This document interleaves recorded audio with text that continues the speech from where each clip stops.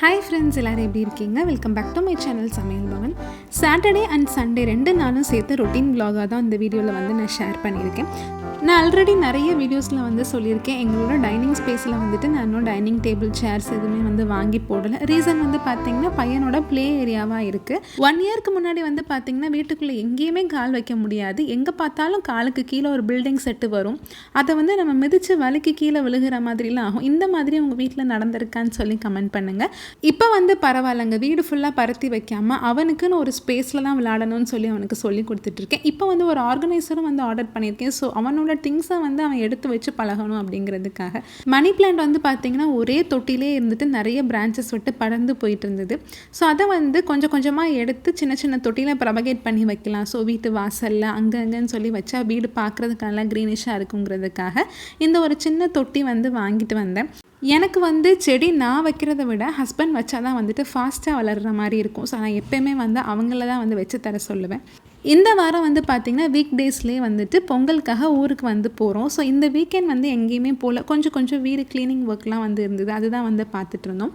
நம்ம எல்லார் வீட்லேயுமே கண்டிப்பாக 2 சிலிண்டர் வந்து இருக்கும். ஸோ ஒரு சிலிண்டர் வந்து நான் பால்கனியில் எடுத்து வச்சுருந்தேங்க. ஸோ அதுக்கு கீழே வந்து பார்த்திங்கன்னா நல்லா கரை பிடிச்சிருச்சு. நானும் பேக்கிங் சோடா, வினிகர், சோப்புன்னு சொல்லி எல்லாமே போட்டு க்ளீன் பண்ணி பார்த்துட்டோம், எதுவுமே போகவே இல்லை. சரி கொஞ்சமாக க்ளீன் பண்ணிக்கலாமேன்னு சொல்லிட்டு விட்டாச்சு.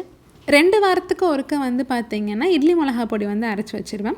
ஒவ்வொரு தடவையும் ஒவ்வொரு ஃப்ளேவரில் வந்து அரைப்பேன். இந்த தடவை வந்துட்டு நிறைய பூண்டு போட்டு அரைச்சிருக்கேன். ஸோ இன்றைக்கி காலையில் இட்லியும் பொடியும் வச்சு தான் பிரேக்ஃபாஸ்ட் வந்து எடுத்துக்கிட்டோம். இந்த வீக்கெண்ட் வந்து பார்த்திங்கன்னா அம்மாவுக்கு ஸ்கூல் லீவ் தான். ஸோ ஃப்ரீயாக இருப்பாங்கன்னு சொல்லிவிட்டு இன்றைக்கி காலையிலே ஃபோன் பண்ணி எப்படிமா அந்த குருமா குழம்பு வைக்கிறது அப்படின்னு சொல்லி கேட்டிருந்தேன். ஆக்சுவலாக அந்த குழம்பு வந்து அம்மா அடிக்கடி வைப்பாங்க, ரொம்ப டேஸ்ட்டாக இருக்கும் சாதத்தோடையும் சப்பாத்தி கூடயும் வச்சு சாப்பிட்றதுக்கு. இது வந்து கம்ப்ளீட்டாக அம்மாவோட ரெசிபி தான். அம்மாவோட சமையல் எல்லாமே வந்துட்டு ரொம்ப சிம்பிளாக தான் இருக்கும். எல்லாத்தையும் மொத்தமாக அள்ளி போட்டு குக்கரில் வச்சுருவாங்க, ஆனால் டேஸ்ட் வந்து அவ்வளோ சூப்பராக இருக்கும். இது பண்ணுறதுக்கு உருளைக்கிழங்கு, பச்சை பட்டாணி, சோயாபீன்ஸ் எல்லாத்தையுமே வந்துட்டு தண்ணி ஊற்றி ஒரு 3 விசில் போல் குக் பண்ணி எடுத்திருக்கேன். அதுக்கப்புறமா ஒரு 15 போல் சின்ன வெங்காயமும் ஒரு பெரிய தக்காளியும் கட் பண்ணி போட்டுட்டு 1/4 டீஸ்பூன் மஞ்சள் தூள், 1 டீஸ்பூன் மிளகாய் தூள் ஆட் பண்ணிவிட்டு 2 டேபிள் ஸ்பூன் அளவுக்கு அம்மா ஊரில் இருந்து அரைச்சி கொடுத்து விட்ட மசாலா வந்து ஆட் பண்ணியிருக்கேன். கூடயே வந்துட்டு உப்பும் சேர்த்துருக்கேன். இது எல்லாத்தையுமே மிக்ஸ் பண்ணி அடுப்பில் வச்சு கொதிக்க விட்டுடலாம். இந்த மசாலாவோட மெயின் இன்க்ரீடியன்ட் வந்து பார்த்திங்கன்னா மல்லி. இந்த ஒரு மசாலா பொடி தான் அம்மா வந்துட்டு மட்டன் குழம்பு, புளி குழம்பு எல்லாத்துக்குமே வந்து யூஸ் பண்ணுவாங்க. ரெசிபி வந்து நான் அம்மா கிட்ட கேட்டுட்டு சீக்கிரமாகவே வந்து அப்லோட் பண்ணுறேன். இப்போ வந்து ஒரு மிக்ஸி ஜாரில் 4 பல் தேங்காய், 1 டீஸ்பூன் அளவுக்கு இஞ்சி பூண்டு பேஸ்ட், 1/4 டீஸ்பூன் அளவுக்கு சோம்பு, ஒரு பட்டை, ஒரு கிராம்பு, ஒரு ஏலக்காய், 1 டீஸ்பூன் அளவுக்கு கசகசா, 2 முந்திரி பருப்பு வந்து சேர்த்துருக்கேன். கசகசா வந்து இல்லைன்னா எக்ஸ்ட்ரா ஒரு 4 முந்திரி பருப்பு வந்து சேர்த்துக்கோங்க. இது வந்து இந்த மாதிரி நல்ல ஃபைன் பேஸ்ட்டை அரைச்சி எடுத்துக்கணும். நம்ம சேர்த்துருக்க மசாலாவோட பச்சை வாசனைலாம் போனதுக்கப்புறமா நம்ம அரைச்சி வச்சிருந்த பேஸ்ட் வந்து சேர்த்துக்கலாம். இதுக்கப்புறமா நல்லா திக்காக ஆரம்பிச்சிரும். இப்போ ஒரு தாளிப்பு கரண்டியில் வந்துட்டு கொஞ்சமாக எண்ணெய் ஆட் பண்ணிவிட்டு பிரியாணி இலை, கல்பாசிப்பூ, அன்னாச்சிப்பூ, சோம்பு, அப்புறம் வந்துட்டு கருவேப்பிலை மட்டும் ஆட் பண்ணி பொரிய விட்டுட்டு அதை வந்துட்டு இது கூட மிக்ஸ் பண்ணிட போகிறோம். இந்த தாளிப்பை வந்து பார்த்திங்கன்னா செம்ம வாசனை வந்து கொடுக்கும். கண்டிப்பாக இந்த தாளிப்பை மிஸ் பண்ணாமல் ஆட் பண்ணிக்கோங்க. மீடியம் ஃப்ளேமில் ஒரு 5 நிமிஷம் கொதிச்சதுக்கப்புறமா ஆஃப் பண்ணிடலாம். சூப்பரான குருமா குழம்பு வந்து ரெடி. ஃபைனலாக வந்து கொத்தமல்லி தூவி விட்டுக்கலாம். இந்த நியூ இயர்லேருந்து பார்த்திங்கன்னா ஏதாச்சும் ஒரு காய் வந்து டெய்லியுமே சாப்பிடணும் அப்படின்னு சொல்லி ஒரு ரெசல்யூஷன் வந்து எடுத்திருக்கேன். சில நாட்கள் வந்து பார்த்திங்கன்னா காய்கறி நான் எதுவுமே வைக்க மாட்டேன், சும்மா வந்து முட்டை ஆம்லெட்டோடையே நான் வந்து முடிச்சுக்குவேன். ஸோ இனிமேல் வந்துட்டு அப்படி இருக்கக்கூடாது அப்படின்னு சொல்லி நினச்சிருக்கேன். ஸோ இன்றைக்கி வந்துட்டு அவரைக்காயும் வெஜ் ஆம்லெட்டும் வந்து பண்ணியிருந்தேன் கடலை மாவு வச்சு. இதோட ரெசிபி வந்து நான் ஆல்ரெடி ஷார்ட்ஸ் வீடியோவில் வந்து போட்டிருக்கேன், லிங்க் டிஸ்கிரிப்ஷனில் கொடுக்குறேன், செக் பண்ணி பாருங்கள். டி நகர் ஷாப்பிங் vlog போட்டிருந்தேன் இல்லையா? ஸோ அங்கே வந்துட்டு நிறைய ஸ்லிங் பேக் வந்து வாங்கியிருப்பேன். ஸோ அந்த ஸ்லிங் பேக்ஸ்லாம் வந்து வாங்குறதுக்கு முன்னாடி என்கிட்ட இருந்த ஒரே ஒரு ஸ்லிங் பேக் வந்து பார்த்திங்கன்னா இதுதான். நான் ஏற்கனவே சொன்ன மாதிரி எந்த பேக் வாங்கினாலும் ஒரு வாட்டர் பாட்டிலாச்சு வைக்கிற மாதிரி தான் பார்த்து வாங்குவேன். பட் இந்த பேக்கில் வந்துட்டு நல்ல ஒரு 2 பாட்டில் கூட வச்சுக்கலாம். ஈவினிங் போல் ஒரு குட்டி ஷாப்பிங்காக வெளியே கிளம்பியிருந்தோம். டி நகரில் வாங்கின ஷூக்கு இன்றைக்கி தான் வந்து திறப்பு விழா வந்து பண்ணி வச்சுருந்தேன். ரொம்பவே கம்ஃபர்டபுளாக இருந்தது. 3 வருஷமாகவே பால்கனியில் வந்துட்டு ஒரே கர்ட்டனை மாறி துவைச்சி யூஸ் பண்ணிகிட்ருக்கோம். இந்த தடவை வேறு சோஃபாவை ரெனோவேட் பண்ணியிருக்கோம் இல்லையா? ஸோ அதுக்கு ஏற்ற மாதிரி மேட்சிங்காக வந்துட்டு கர்டன் வாங்கி போடலாம் அப்படின்னு சொல்லிட்டு குரோம்பேட்டில் இருக்க சரவணா ஸ்டோர்ஸ்க்கும் சென்னை சில்க்ஸ்க்கும் வந்து வந்திருந்தோம். அங்கே பார்த்தீங்கன்னா குழந்தைங்களெல்லாம் அட்ராக்ட் பண்ணுற மாதிரி இந்த கார்ட்டூன் கேரக்டர்ஸ்லாம் வந்து ட்ரெஸ் பண்ணிகிட்டு இருந்தாங்க. பையனுக்கு வந்து அது உண்மையாக பொய்யா எதுவுமே வந்து புரியல, ஆனால் ரொம்ப என்ஜாய் பண்ணிகிட்டு இருந்தான். இப்போ வந்து ஃபெஸ்டிவல் டைமுங்கிறதுனால எல்லாரையுமே ஜாலியாக என்டர்டெயின் பண்ணி கிட்ஸையும் அட்ராக்ட் பண்ணுற மாதிரி இந்த மாதிரி ஒரு சில விஷயங்கள்லாம் வந்து கடை முன்னாடி வந்து வச்சுருக்காங்க. ஃபைனலாக வந்து 3 கர்டைன்ஸ் வந்து எடுத்திருந்தோம். இந்த மாதிரி பெரிய பெரிய கடைகளில் வந்துட்டு ஃபுட் கோர்ட் தனியாக இருக்கும் இல்லையா? ஸோ சரவணாவில் வந்துட்டு இந்த சில்லி பரோட்டா வந்து ரொம்ப ரொம்ப டேஸ்ட்டாக இருக்கும். எங்கே போனாலும் இவ்வளோ டேஸ்ட்டான ஒரு சில்லி பரோட்டா வந்து சாப்பிடவே முடியாது. ஸோ அது வந்து ஒரே ஒரு பாக்ஸ் வாங்கி எல்லாருமே ஷேர் பண்ணி தான் சாப்பிட்டோம். ஃபுட் கோர்ட்டில் வந்துட்டு சூடாக தோசை வந்து போட்டு கொடுத்துட்டு இருந்தாங்க சென்னை சில்க்ஸ் பக்கமாக. மெனுவில் வந்துட்டு மைசூர் மசாலா தோசை இருந்தது. ஆக்சுவலாக நாங்கள் பெங்களூரில் இருக்கப்போ அது சாப்பிட்ருக்கோம். செம்ம டேஸ்ட்டாக இருக்கும். அங்கே வந்து பீட்ரூட்லாம் போட்டு செம்ம ஸ்பைஸியாக வந்து பண்ணுவாங்க. பட் இது வந்து அந்த அளவுக்கு இல்லை. மொத்தமாக 3 கர்டைன்ஸ் வந்து வாங்கியிருந்தேன். இந்த ப்ரௌன் கர்டைன் வந்து 2 எடுத்திருந்தேன். இது வந்து பார்த்திங்கன்னா சரவணாவில் எடுத்தது. இதோட ப்ரைஸ் வந்துட்டு 400 சம்திங். இது வந்து பார்த்திங்கன்னா சென்னை சில்க்ஸில் எடுத்தது. இது வந்துட்டு ஒரு ஷைனிங்கான மெட்டீரியல், ஒரு பிளாக் அவுட் மாதிரியான ஒரு மெட்டீரியல். ஸோ 645 இருந்தது. இதுலேயும் பார்த்திங்கன்னா ட்ரீ பேட்டர்ன், சரவணாவில் எடுத்ததும் பார்த்திங்கன்னா ட்ரீ பேட்டர்ன். ஸோ ரெண்டுமே வந்துட்டு ஓரளவுக்கு மேட்ச் ஆயிடுச்சு.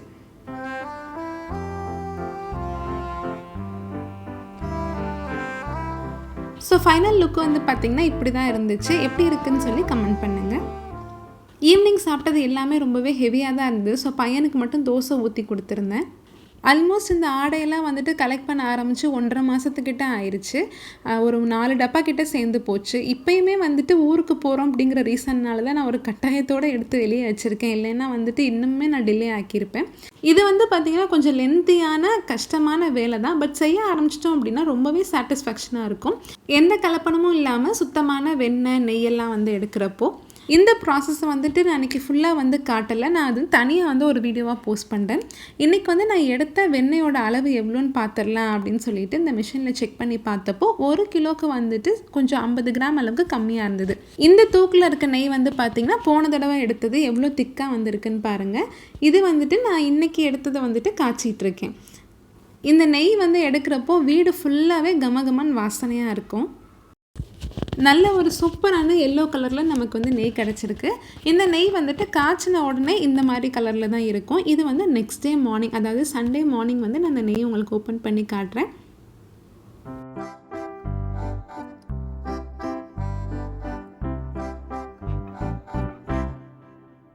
இது வந்துட்டு 1/2 லிட்டருக்கும் கொஞ்சம் ஜாஸ்தியான அளவு தான் இந்த தடவை வந்து கிடச்சிருக்கு. ஏன்னா வந்துட்டு நான் 1.5 மாதமாக வந்து ஆடை சேர்த்து வச்சுருந்தேன். இந்த வீக் வந்து பார்த்திங்கன்னா ஊருக்கு போகிறனால மொத்தமாக காய்கறி வந்து எதுவுமே வாங்கலை. ஜஸ்ட்டு தேவையானது மட்டும் வாங்கி வச்சுருக்கேன். பழமுமே வாங்காதனால ஒரு 3 செவ்வாழை மட்டும் வாங்கியிருக்கேன். இந்த 2 நாளைக்கு மட்டும் போதுங்கிறதுக்காக. இன்றைக்கி வந்து சண்டேங்கிறனால கடையில் பிரியாணி வாங்கலான்னு சொல்லி நினச்சேன். பட் ஹஸ்பண்ட் வந்து வீட்டிலே வந்து போட்டுடலாம் அப்படின்னு வந்து சொன்னாங்க. ஸோ இஞ்சி பூண்டெல்லாம் வந்து பிரியாணிக்கு கண்டிப்பாக தேவைங்கிறனால அது மட்டும் ஆர்டர் பண்ணி வாங்கியிருந்தேன். ஒவ்வொரு வாரமுமே சாட்டர்டே கண்டிப்பாக கோயிலுக்கு போவோம். நேற்று வந்து வெளியே போனதுனால போக முடியல. ஸோ இன்றைக்கி காலையில் வந்துட்டு கோயிலுக்கு போயிட்டு வந்துடலாம் அப்படின்னு சொல்லிட்டு கிளம்பிட்டு இருந்தோம்.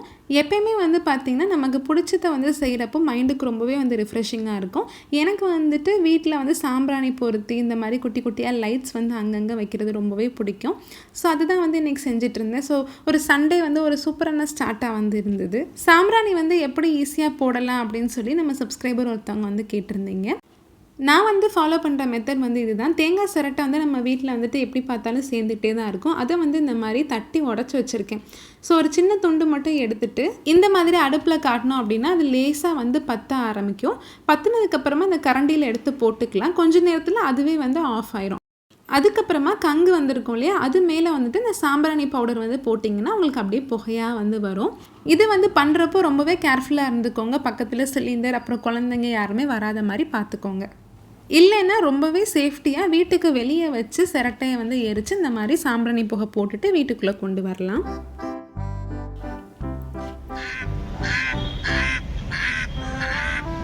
சாட்டர்டே வந்து இந்த கோயிலுக்கு எப்போயுமே வருவோம். பட் நேற்று வந்து வெளியே போயிட்டோங்கிறனால இன்றைக்கி வந்து காலையிலே வந்து வந்துட்டோம்.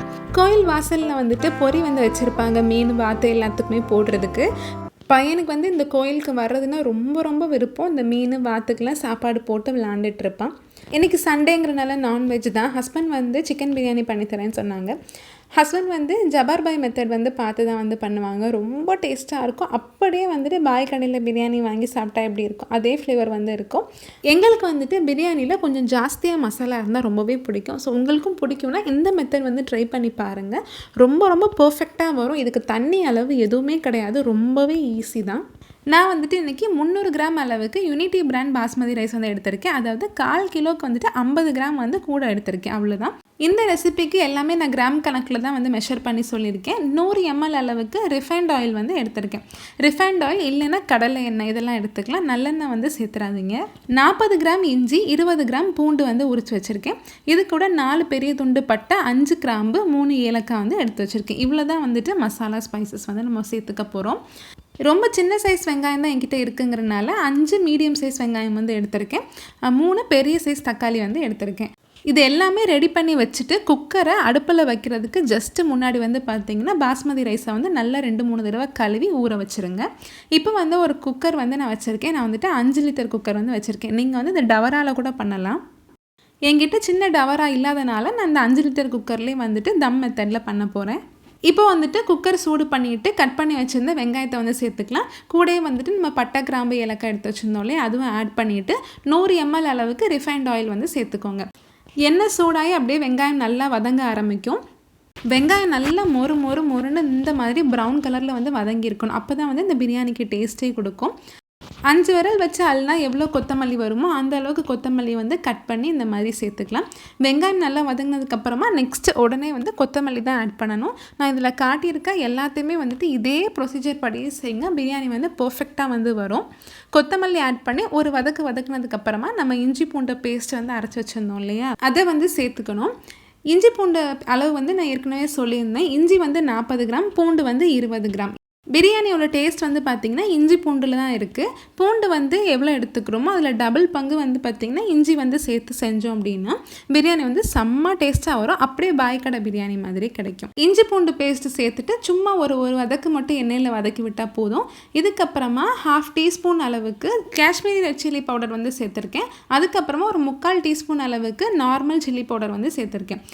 Kashmiri chilli powder, normal chilli powder ரெண்டையுமே வந்துட்டு நம்ம இந்த ஸ்டேஜ்லேயே வந்துட்டு எண்ணெயில் சேர்த்து வதக்குறப்போ பிரியாணிக்கு வந்துட்டு நேச்சுரலாகவே வந்து கலர் கிடச்சிரும். இதுக்குன்னு தனியாக வந்துட்டு நம்ம எந்த ஃபுட் கலர்ஸ் வந்து ஆட் பண்ண வேண்டாம். அப்படியே கடையில் வாங்குகிற பிரியாணி கலர் வந்து கிடைக்கும். மிளகா பொடியெலாம் போட்டு லைட்டாக ஒரு வதக்குனதுக்கப்புறமா 5 விரலுக்கு அடங்குற மாதிரி புதினா இலையை வந்து ஆஞ்சு அதையும் வந்து போட்டு லைட்டாக வதக்கிக்கலாம். இந்த வதக்குற ப்ராசஸ் எல்லாமே வந்து பார்த்திங்கன்னா லோ ஃப்ளேமில் வச்சு தான் வதக்கணும். இந்த ஸ்டேஜில் 100 ml அளவுக்கு கெட்டியான தயிர் வந்து எடுத்து சேர்த்துக்கலாம். தயிர் வந்து கண்டிப்பாக சேர்க்கணும், இதை மிஸ்ஸே பண்ணிடாதீங்க. இந்த அளவுக்கு வந்துட்டு 100 ml அளவுக்கு தயிர் வந்து சேர்த்துக்கணும். தயிர் சேர்த்ததுக்கப்புறமா நல்லா மிக்ஸ் பண்ணி விட்டுக்கோங்க. ஏற்கனவே வந்து இஞ்சி பூண்டு பேஸ்ட்டு சேர்த்தனால லைட்டாக அடி பிடிச்ச மாதிரி இருக்கும். தயிர் சேர்த்ததுக்கப்புறம் அவ்வளோவா வந்து அடி பிடிக்காது. இந்த தயிர் வந்து மசாலாவோடலாம் மிக்ஸ் ஆகிற அளவுக்கு கலந்து விட்டுட்டு நம்ம கட் பண்ணி வச்சுருந்த 3 பெரிய சைஸ் தக்காளி வந்து ஆட் பண்ணிக்கலாம். தக்காளி வந்து நல்ல பழமாக இருக்கணும், காயாக வந்து இருக்கக்கூடாது. இது கூட வந்துட்டு பிரியாணிக்கு தேவையான அளவுக்கு உப்பு வந்து சேர்த்துக்கலாம். 3/4 டேபிள் ஸ்பூன் அளவுக்கு உப்பு வந்து சேர்த்துருக்கேன். இந்த உப்பு சேர்க்குறதுனால தக்காளி வந்து பார்த்திங்கன்னா நல்லாவே வந்து மேஷ் ஆயிரும். தக்காளி வந்து நல்லா இந்த மசாலாவோட சேர்ந்து மசிஞ்சதுக்கப்புறமா தண்ணி வந்து ஆட் பண்ணிக்க போகிறோம். இந்த பிரியாணிக்கு வந்துட்டு தண்ணி வந்து ஒரு பெரிய அளவே இல்லை. எப்படினாலும் வந்து இது கண்டிப்பாக மிஸ்டேக் ஆகவே ஆகாது. ரஃபாக வந்து இந்த குவான்டிட்டிக்கு ஒரு 600 ml தண்ணி வந்து ஊற்றணும். இந்த தண்ணி வந்து நல்லா மிக்ஸ் பண்ணி விட்டுட்டு உப்பு, காரம் எல்லாமே வந்து செக் பண்ணிக்கோங்க. உப்பும் காரமும் வந்துட்டு முன்னே நிற்கணும். இதில் தான் நம்ம வந்துட்டு சிக்கன் வந்து வேக வைக்க போகிறோம். நான் வந்துட்டு இன்றைக்கி 1/4 கிலோ அளவுக்கு போன்லெஸ் சிக்கன் வந்து ஆட் பண்ணியிருக்கேன். சிக்கன் சேர்த்ததுலேருந்து நல்ல ஒரு மீடியம் ஃப்ளேமில் வச்சு மூடி வச்சிடணும். கரெக்டாக மூடி வச்சு ஒரு 10லேருந்து 12 நிமிஷத்துக்குள்ளே சிக்கன் வந்துட்டு பாதி போல் நல்லாவே வெந்துடும். மீதி வந்து பார்த்திங்கன்னா நம்ம தம் போடுவோம் இல்லையா, ஸோ அப்போ வந்து வெந்துடும். ஸோ இப்போ வந்து பார்த்திங்கன்னா சிக்கன் வந்துட்டு ஒரு பாதி அளவுக்கு வந்து வெந்திருக்கு. இந்த கிரேவியே வந்து பார்க்குறதுக்கு எவ்வளோ கலர்ஃபுல்லாக இருக்குதுன்னு பாருங்கள். சிக்கன் போடுறதுக்கு முன்னாடியே வீடே ஃபுல்லாக கமகமன் வாசனையாக இருக்கும். சிக்கன் போட்டதுக்கப்புறம் கேட்கவே வேண்டாம். சிக்கன் போட்டு மூடி வச்சு ஒரு 10 நிமிஷம் போல் வேக வைப்போம் இல்லையா, ஸோ அந்த ஸ்டேஜ்லேயே வந்து பார்த்திங்கன்னா ஒரு பாத்திரத்தில் தனியாக வந்து தண்ணி வச்சுக்கலாம். தண்ணியில் வந்துட்டு உப்பு வந்து சேர்த்துக்கலாம். இதில் வந்துட்டு நம்ம அரிசியை வந்துட்டு கொஞ்சமாக வேக வச்சு எடுக்க போகிறோம். ஒரு 40% வந்து அரிசியை வந்து இதில் குக் பண்ணி எடுத்துக்க போகிறோம். தண்ணி நல்லா கொதிச்சதுக்கப்புறமா அரிசியை வந்து சேர்த்துக்கலாம். கரெக்டாக சேர்த்ததுலேருந்து ஒரு 3 நிமிஷம் தாங்க. அரிசி பார்த்திங்கனாலே தெரியும் ஒரு மாதிரி நல்லா வெந்து அரிசியில் ஒரு மாதிரி வரையாக கோடாக தெரியும். அந்த ஸ்டேஜில் வந்து நம்ம இந்த தண்ணி வந்து வடித்து விட்டுறணும். இந்த பாருங்கள், இந்த மாதிரி தான் வந்து இருக்கணும்.